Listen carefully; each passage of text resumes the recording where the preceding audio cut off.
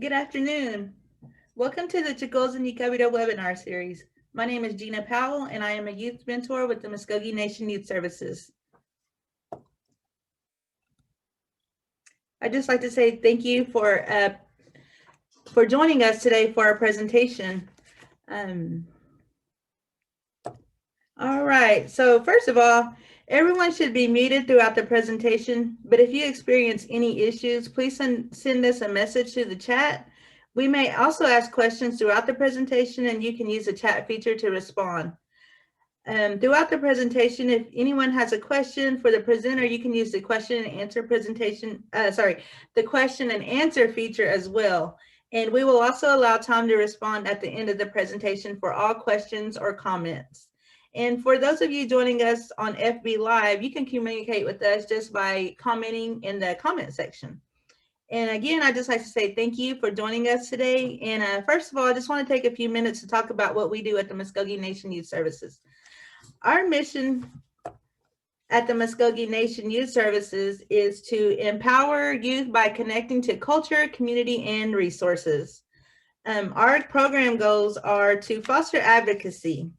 At Muskogee Nation Youth Services, we work to connect and engage youth with leadership, education, training, and other opportunities at a local, state, and national level. We also promote civic duty. We work to provide voter registration and educational activities that promote political engagement and advocacy. So don't forget to vote next month. If you have any questions, just call us up and we can probably help you with that. And we also provide resources. The Muskogee Nation Youth Services provides resources, referrals to young people in meeting their goals. Additionally, we work to support youth by taking an active role as resource for peers, community, and the nation. We encourage wellness. We provide education, training, and activities on social issues that are affecting youth, by developing healthy activities and promote the concept of culture is prevention. So I hope you have joined up for our beading class. If not, hopefully you can catch it next time and, just get some culture. And we also prevent support. The Muskogee Nation Youth Services focus on developing formal and informal mentoring opportunities and working collaboratively with youth and the youth serving agencies. All right, so we're moving right along. I just want to tell you about our Cutkosen Yekvpetv program.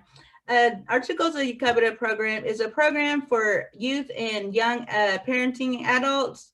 We work with we work with youth ages 16 to 24. And our Cutkosen Yekvpetv presentation focuses on the goals of providing resources, encouraging wellness, and creating support. Cutkosen Yekvpetv means little steps. And this project is designed to provide you with the tools to help your children grow. The project is primarily for youth and young adults between the ages of 16 and 24, like I mentioned before. However, these webinars are open to anybody and open to all parents and guardians. For the parents in our target range, we offer assistance with planning for your future, connecting to resources, providing additional education through webinars and workshops. And we also provide parental supports like diapers, wipes, pull-ups, and other things like that you may need for the baby. Our Healthy Life Plan, it's the plan that is used to create healthy goals and just setting positive goals to help build your future. And we also have our text line, which provides weekly alerts and also contains valuable tips, links. We give links to support services, just maybe something fun that you and your family can do. We just send out those links and those alerts. So I'll talk to you more about that at the end of the presentation, and also about how you can also be involved in the Cutkosen Yekvpetv project. So right now, I'd just like to turn the time over to Katie Kelley and Allison Brown. Katie Kelley is a youth victim advocate, and Allison Brown is a victim advocate, and they are with the Family Violence Prevention Program.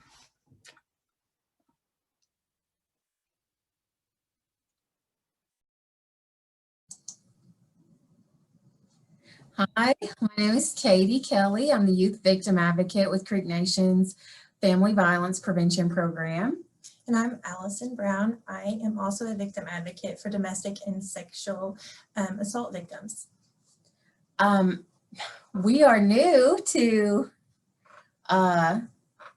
the digital webinar world. So we are coming to you live from our offices. I want to tell you a little bit about what we do with family violence prevention. We provide advocacy and supportive services to victims of domestic violence, sexual assault, teen dating violence, and stalking in an effort to achieve safety, justice, and healing for individuals and families in our tribal communities. Our services, we have a wide variety of services that we offer. Allison, would you like to talk about some of the services? Sure. We have assistance. We can provide assistance with locating emergency shelter within our jurisdiction and even outside. If you are wanting to relocate somewhere else, we can help with that. Assistance with filing protective orders in state and tribal court advocacy, where we can get into court with you for that protective order, or if there should be some sort of criminal charge, we can go to court with you to be support for that. Crisis intervention, we have somebody that answers the phone 24/7 when you call our main line, which is 918-732-7979. An advocate is available 24 hours a day.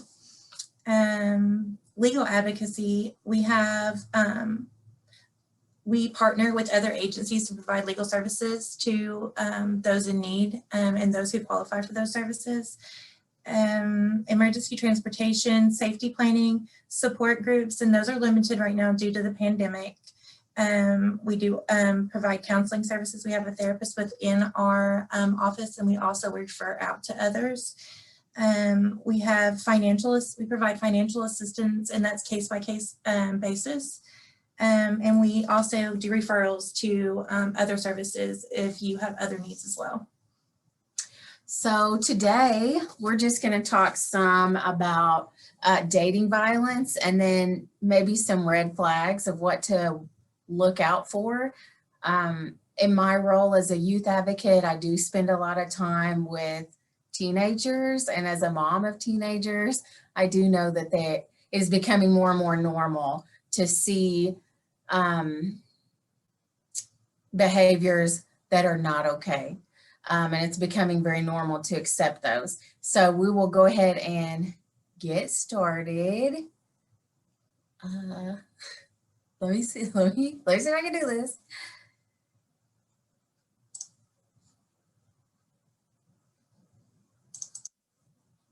Okay, so we kind of told you about our program and what we do at our program. Now we're just going to talk about what we came to talk about. So some frequently asked questions that we get, especially in my role, when going to different schools or talking to young people, some frequently asked questions I hear. One of them is, so are we dating? And I'll let Allison take that one. It's important that both, that's a key word, both, you and your partner agree on a definition for your relationship. Whether you call it dating or something else, both people should agree on the same ground rules. Keep those questions in mind. So some of the stuff that I feel like are good to remember or think about when questioning, are we dating, would be, do I have romantic feelings for this person? Am I interested enough for a committed relationship, and are they?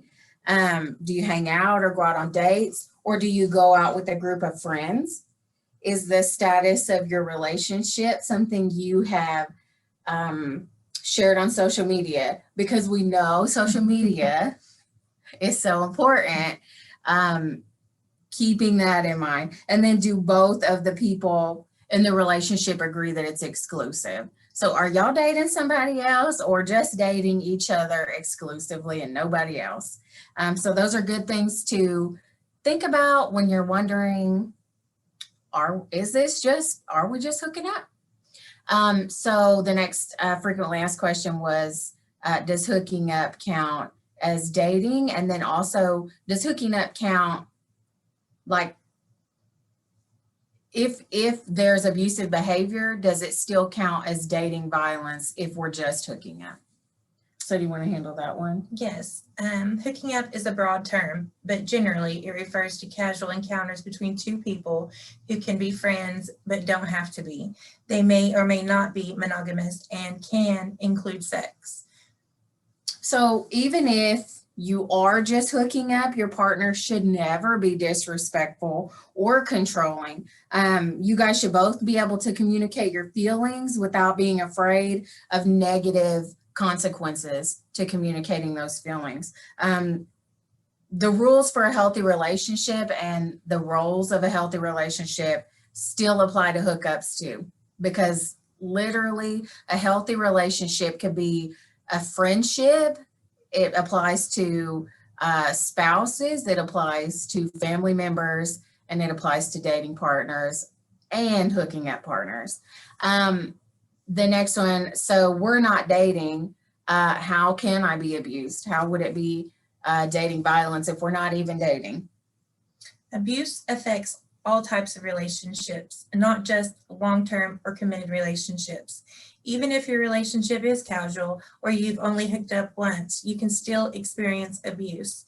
If something makes you feel uncomfortable or scared, threatened, you could be experiencing the warning signs of an unhealthy relationship. Yeah, nobody should feel pressured into doing anything they don't want to do. No one should be treated disrespectfully, even if it is just hooking up. We choose what we put up with and what we are willing to accept from other people. Let's see what's next. So we want to talk some about conflict resolution because I want to be super clear. And I feel like a lot of people don't know that there is a right way to argue. There's a way to argue without screaming and yelling, and there's a way to argue without saying hurtful things. So I wanted to talk about conflict resolution because people don't always get along. I've been with my partner for 10 years. We do not get along every day. Do you and your husband get along every day? No. There are times where, people argue. We don't agree on everything. So we do have to know how to have a respectful argument and then try to come to a resolution to any conflict peacefully. So we want to talk about conflict resolution. So the first thing we wanted to talk about was setting boundaries. Everyone deserves to be treated with respect, even during an argument. That means nobody should be calling names. That's disrespectful. Nobody should be making low blows. No. Taking, picking, like digging? Yes. Little digs. Nobody should do it. Nobody should say those hurtful things. You should still be treated with respect, even in an argument. Finding the real issue. Try to get to the heart of the conflict. Learn to talk about what the real issue is so you can avoid constant fighting. Nobody wants to fight all the time, every day. No, and sometimes there is a deeper issue. We were talking earlier and trying to think of a example of this. Sometimes people can be in just bad moods. Like, probably the root problem of our argument right now is not that your breath stinks. It could be that I'm just in a bad mood today. So sometimes it is important to try to understand how both people are feeling. And it's always important to try to find the real issue of the problem because it may not even be related to the things that you're talking about. Compromising when possible. Compromising is a major part of conflict resolution, and any successful relationship find a middle ground that both people are satisfied with. And this is hard. This is so hard because everybody thinks they're right. And so when everybody thinks they're right, it's really hard to come to a compromise. So if one person is willing to compromise, even giving just a little, sometimes it can help the other party to compromise as well. So compromising is very important, but it's really hard. So maybe that's something we need to work on. And another example of that, not that you all have this problem, but in my home, like my husband leaving, taking off his boots or dirty socks and leaving them there, like, do I really want to start an argument over that? Or can I just overlook that so we're not spending all day arguing because I'm in a bad mood because he left his socks sitting there?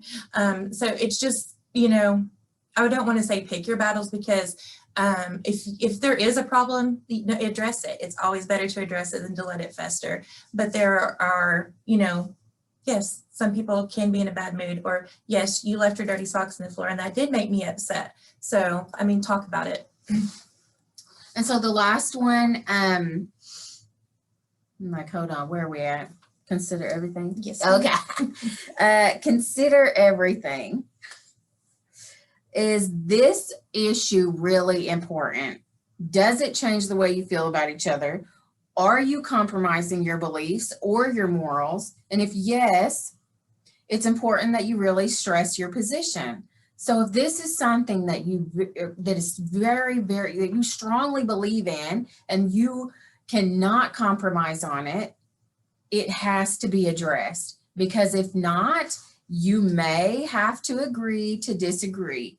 And sometimes, with that being said, and you can't resolve the issue, it may be best to drop it. If you can't agree on everything, if the issue is too important for you to drop, and you can't even agree to disagree, then maybe you guys aren't compatible. Nobody wants to hear that. Like, nobody, because when you're in love, you're in love. So noticing and understanding and realizing that you're not compatible with someone is really hard. So that's why we're trying to hand out life lessons today. With these life lessons, we're trying to really, really give you the tools that you need to decide if this relationship is worth all types of conflict or anything that you're feeling from it. And then also what we're about to talk about, some red flags, things to look for in a relationship that should be warning signs. So with red flags, it's so important that we know, we recognize, and we understand what those are, because if something happens that triggers in your mind, like, I don't think that was okay. I think I didn't like that too much. It's something to really remember, because I feel like once a red flag has been shown, once something has been done that you don't like, and realizing that you don't want it to happen again, and being able to say something about it is very important, because I think we talked earlier about letting them go. Yes, and then they just build, and then they fester, and then you just don't have one red flag. You got all of them by the time, and then things can escalate from that point. But noticing these red flags is a big thing. Because relationships exist on the spectrum, it can be hard to tell when a behavior crosses the line from healthy to unhealthy or even abusive. These warning signs can help you kind of point those out. And one that just caught me, going from crossing the line from healthy to unhealthy. The first one, checking your cell phone or your email without your permission. That's unhealthy. That's very unhealthy. Nobody should be going through your phone without your permission, or even at all, in my opinion. But we know that that's normal now, because I would say if there are any teens watching this video, if your phone takes a fingerprint, I am almost 100% certain that 100% of the people that are watching this webinar have someone else's fingerprint in their phone. And not just that, if your phone does facial recognition or even the PIN, I can almost guarantee that everyone watching has someone else's face programmed in or has given someone the PIN to their phone. That it's becoming so normal, but no one should have that kind of access, because on our phones, we have everything. I got my banking app, I got credit card apps, all my Amazon, everything's already logged in because it all uses my fingerprint. They all use, my phone takes my facial recognition. So all of my apps use my face to log in. I don't even need to know a password anymore because I just need my face. So if I give someone access to that, I'm giving them a lot of control, a whole lot. And no one needs that type of control over your life or over any of the things that we keep in our phone, which is basically Our life. our life. Yeah. So one of the next ones is constantly putting you down, name calling, the low blows, saying things literally just to hurt your feelings. Making you feel like you weren't enough, you're not good enough. Another one is the extreme jealousy or insecurity. Wanting to know where you're at. Yeah. Would be like insecure. What are you going to wear? Weird. The jealousy, accusing you of doing things you're not, talking to another individual or messaging another individual, or, oh, you looked at somebody like this, constantly jealous. Explosive temper is pretty self-explanatory. If you've ever seen someone or been around someone with an explosive temper, it's usually pretty scary. I don't know another way to say it. It's usually pretty frightening to see that happen because it's very unpredictable. Isolating you from friends or family is another super huge red flag. Anyone that doesn't want you to be around your own friends or your own family should set off a red flag to you. I know we, as partners, we don't become one. When you have a dating partner, you don't automatically become one person then. So you still have your own family and you still have your own friends, and it's healthy to have your own friends, your own family, your own things that you like to do without each other. With trust, that should not be a problem at all, and it should never be. And sometimes that happens, isolating you from family and friends, sometimes that doesn't happen like all at the same time. Oh, like you can't talk to all of them. It happens very slowly. It'll start with one person. Well, I don't like you talking to her, or I don't want you talking to them, or trying to kind of form a wedge between you and that person. Bad influence. Mm-hmm. They're a bad influence. I don't think you should talk to them. Yeah, you shouldn't hang with them anymore. Mm-hmm. Yeah, and they make you look bad or something. And then it'll gradually go from friends, because usually it starts with friends, and then it'll go to family. So, just knowing that it doesn't happen fast. It can happen over a long period of time before you even notice that that's what's happening. Making false accusations, we've kind of talked about that. But if someone accuses you of something out of the blue or something that didn't happen and then doesn't believe you when you tell them, no, that's not what happened, that should be a red flag. And it should be annoying. Like you should, to me, I think, man, if somebody's constantly accusing me of something I didn't do, what's the point in arguing about it? If they already believe it. So with these red flags, it's so important to recognize them as they're happening, calling it out, or making the decision of, I am not going to put up with this. Mood swings, I feel like that kind of goes along with explosive temper, but I think with mood swings, it would be explosive temper and then a really low. I'm so sad. Stay with me. Don't leave me. I'm so sorry. Yeah. It'll never happen again. Yeah. Physically hurting you in any way is a major red flag. That is never okay. No one should put hands on their partner ever. No. It's never okay. Possessiveness. You're mine. You are mine. And nobody else can have you. I can't live without you. Or making you look down when you walk, you can't look at anybody else. And that's, you know, possessive, controlling you in any way that you don't want to be controlled, and being clingy. Possessiveness can be kind of clingy as well. So Yeah, and that goes right into the last one, telling you what to do. No, I think my parents are still probably the only people that could tell me what to do today. I think I'd still do whatever they tell me to do. But telling you what to do, no one should have that authority in a partnership. That's your equals. I have authority over my children. I don't have authority over my partner. There's no way I could tell him what to do. And that type of authority should not come from a partner. Yeah. That's an unfair relationship and a really one-sided. Yeah. Yes. Let's see. So with talking about all of the red flags and the really things to watch for, and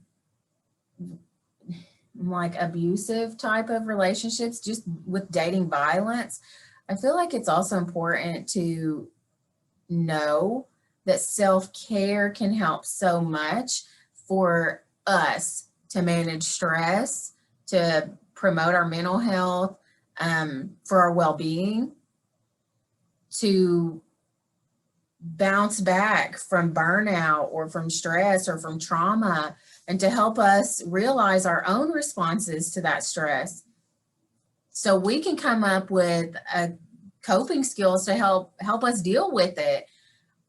Stress can come in different forms, so can trauma, because we know with our jobs, we deal with some individuals that go through extremely traumatizing situations, and secondary trauma, I have learned, is very real. Mm-hmm. So even to know someone else's story sometimes can take a toll on us. And I believe that it's important for everyone to really take care of yourself. And as a mom, as an advocate for victims, it's just part of our lives. Yes. We always think, what can we do for ourselves to feel better right now, or to feel better about ourselves. You can't pour from an empty cup, and you have to take care of yourself. So it's very, very important, even if it's just an hour a day, and whatever, if you're a morning person or a night owl, you know, you can take that hour whenever. But yeah. And everybody's self-care looks different. I will tell you, for myself, I feel better. This is going to sound probably weird. I don't know if everybody feels like this. I feel better when I look better. Does that, and I don't know if that sounds like ego, I don't know if that sounds crazy, but I feel better when I think I look better. So, so my self-care, look, I put some eyelashes on. Look, do you see those? I did those, and I feel great. I feel great. Sometimes I do my nails. Sometimes I do my toenails. I'm a light-skinned native, so sometimes I put self-tanner on. I do things that make me feel good, to take care of myself, to really spend that time on me, because my time is spent most often caring for others. So I do like to take the time to what do you do? And this probably isn't good, but I shop. I go shopping, or even if I don't spend money, it gives me some kind of satisfaction just going in window shopping. You do like to window shop. I do. Mm-hmm. And I'll go to Walmart right now. Their Christmas stuff is out, so I go in the winter wonderland back there, is what I call it. And that's my self-care. See, facial, whatever, just something for me, something that makes me feel good. Yeah, self-care is different for everybody, but we do have some ideas coming at you right now. Getting plenty of sleep sometimes is hard. Very. Okay. Getting plenty of sleep sometimes is hard, but it's important for our health. Enjoying sunshine, cooking, you could do that for self-care if that is something that you enjoy. You could write or draw. You could talk to yourself. It's the best advice. I do that. It's not funny because I do it. I don't answer my questions, but I do say things out loud a lot. I answer myself. You could Best cuddle cats. I am allergic, but I have dogs, and animals are good therapy. They are. Walk or ride a bike, especially in a park. You could read a book. Read about people whose lives are more complicated than yours. I think that does something to make you feel better about your situation. Mm-hmm. That seems legit. I am not a counselor, but that does seem like it would help. Garden. She's got a green I'm thumb. the self-proclaimed plant lady. Mhm. I love to garden.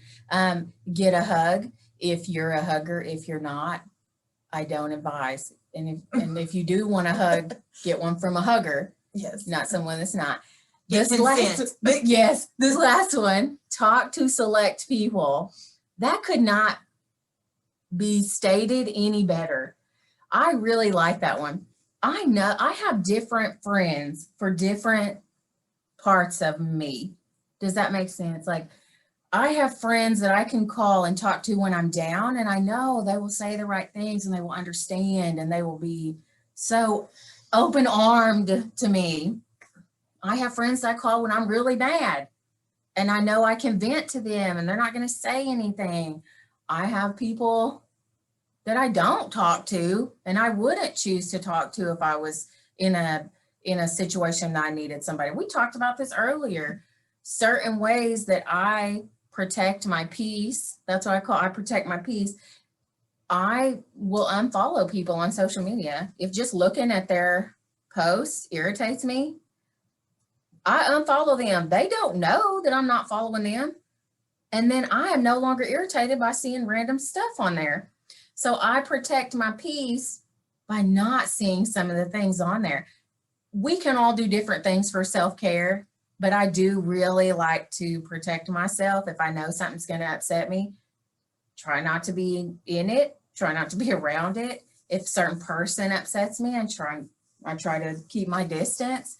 Can you think of anything else that you do for self-care? No. A lot of people are into, binge watching shows on Netflix or reading books or anything like that. I think there's a lot of people that are readers, but just take care of you. That's the most important thing. And it doesn't have to cost money. You don't even have to leave your home. So there's just a lot of options. Yes. I don't know. Let's see. P.S. I'm glad we have a slideshow. I'm glad we have a slideshow. I forgot this. We are wearing purple every Thursday in October because October is Domestic Violence Awareness Month.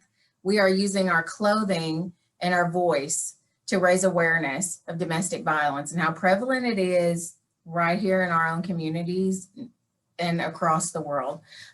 So please join us in wearing purple. You can tag our program. The Facebook name is extremely long.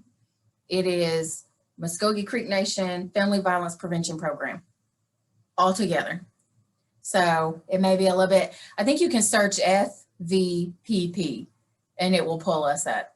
Again, my name is Katie. I'm the Youth Victim Advocate. And I am Allison. I am the victim advocate. The number listed at the bottom is our main phone number for our program in case of any crisis. It's a 24/7 phone number. And we have advocates 24/7 waiting to assist and support and provide services at any time. And I think that's about all we have unless there are any questions. That was an awesome presentation, by the way. And thank you for that self-care. That is important to everybody. And I'm so glad that you shared that. We don't have any questions at this time, but we have several comments. We have several comments on how good you guys did, and they love you, and you have made people laugh.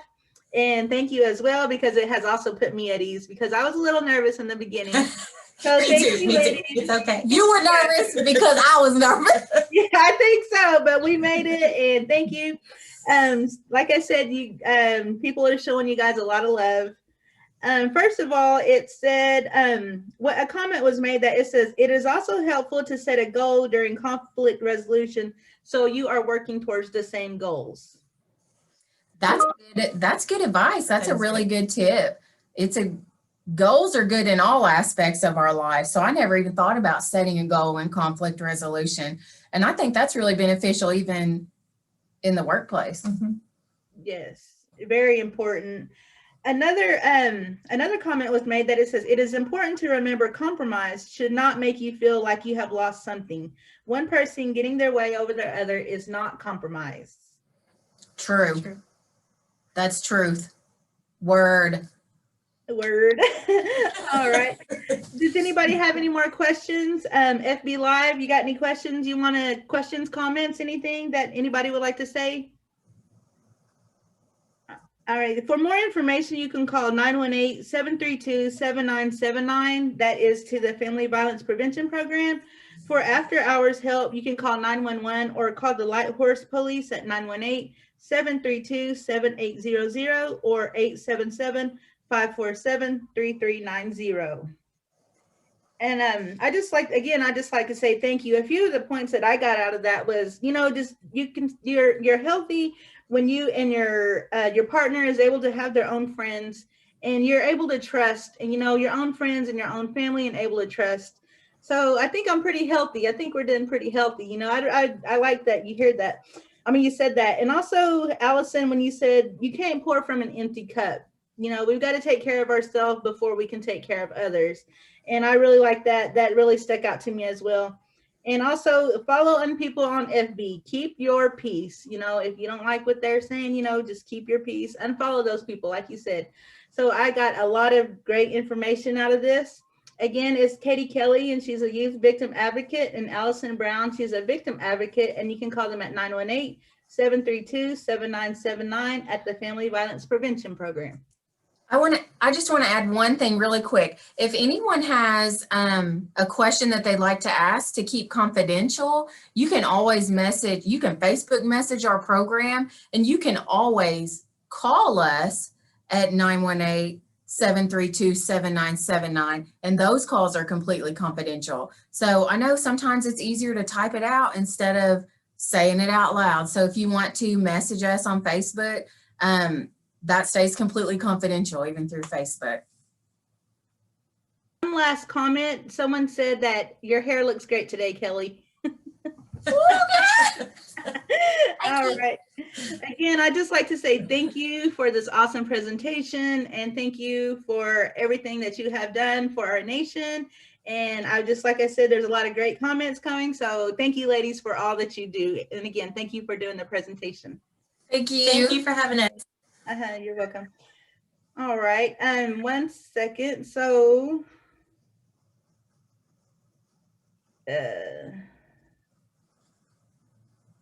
all right.